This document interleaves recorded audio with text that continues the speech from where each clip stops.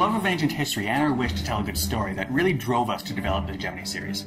Amongst all the writings of Herodotus and Demosthenes, there was a wealth of famous stories to choose from. In the original Hegemony, we really focused on telling the story of the little-known prequel to Alexander the Great's career by telling the story of Philip II. It outlines the development of the revolutionary Macedonian phalanx and the rise to dominance of a small tribal kingdom. In Hegemony Gold, we went back to the conflicts that redefined ancient warfare with the story of Athens and Sparta and their heroes, Pericles and Lysander, during the epic Peloponnesian War. But a great strategy game is more than just a good story. And while we were determined to make the gameplay accurately reflect the period, obviously, we also wanted to ensure that the game was still fun and approachable. A big part of this is the map that we built out from NASA satellite data that seamlessly covers the entire game world with no load screens or interruptions. We also wanted the pace to be as measured as a turn-based game, but also have the energy of a real-time one. And ultimately, we want to bring some innovation to Destiny wargame concepts like logistics, because there's no reason an accurate game has to be all numbers and menus. I think the most important feature in Hegemony has been the way players can transition from the grand strategic view right down to the battlefield where the tactical decisions are made. You know, there's no sense that you're taken out of one mode of thinking and then placed into another, because everything's really part of a whole. Your armies march and do battle on the same screen where you build your walls and improve your economy.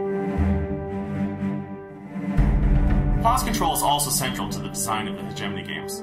The game is designed to move in real time, but you also have the chance to stop for a bit and gather your bearings.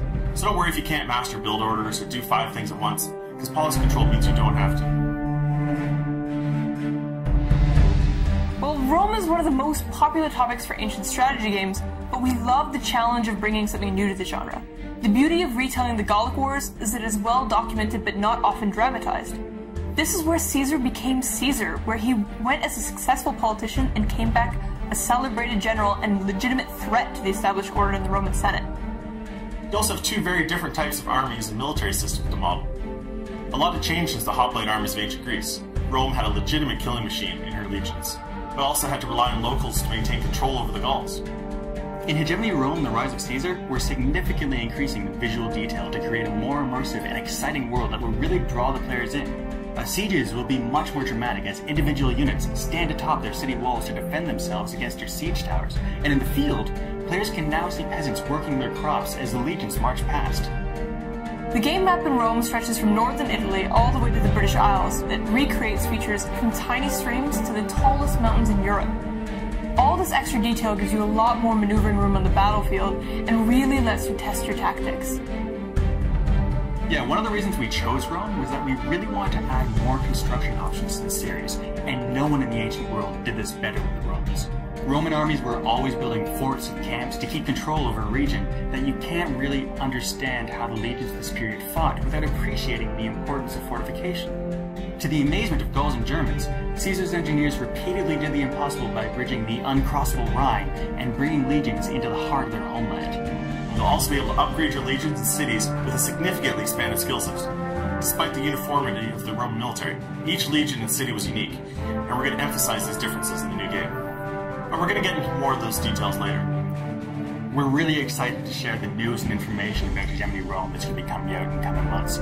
Caesar's campaign in Gaul was bloody and violent, but it was really a masterpiece of generalship, and it's really been exciting for us to capture it in both a realistic and a fun way.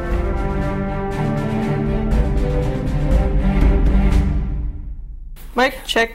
Boop, boop, boop, boop. Dramatized.